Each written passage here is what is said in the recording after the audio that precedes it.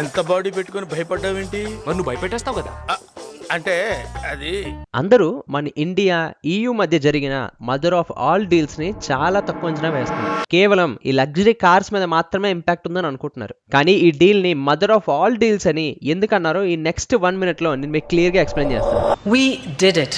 We delivered the mother of all deals.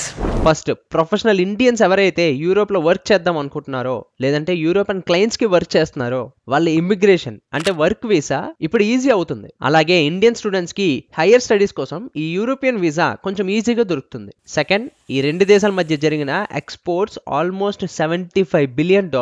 అందులో దగ్గర $33 billion కేవలం లేబర్ ఇంటెన్సివ్ ఇండస్ట్రీ నుంచే. లేబర్ ఇంటెన్సివ్ ఇండస్ట్రీ అంటే మనలాంటి హ్యూమన్స్ అండ్ మాన్యువల్ వర్క్ అవసరం అయ్యేవి. ఇప్పుడు textiles, leathers, gems and jewellery, apparels, footwear, marine products, hand crafts, automobiles, engineering goods ఈ అన్ని ఇండస్ట్రీస్ బెనిఫిట్ అవబోతున్నాయి. మీరు ఒకవేళ ఏదైనా స్టాక్ లో ఇన్వెస్ట్ చేద్దాం అనుకుంటే ఈ ఇండస్ట్రీస్ లో ఉన్న వాటిని కొంచెం కన్సిడర్ చేయండి. సో ఈ లేబర్ ఇంటెన్సివ్ ఇండస్ట్రీ లాభపడుతుందంటే చాలా మంది జనాలు లాభపడుతున్నారని అర్థం. ఇది మన ఎకానమిక్ గ్రోత్ కి చాలా హెల్ప్ అవుతుంది. అండ్ థర్డ్, ఇదంతా ఈ డీల్ కి ఒక సమ్మరీలా అనుకోండి.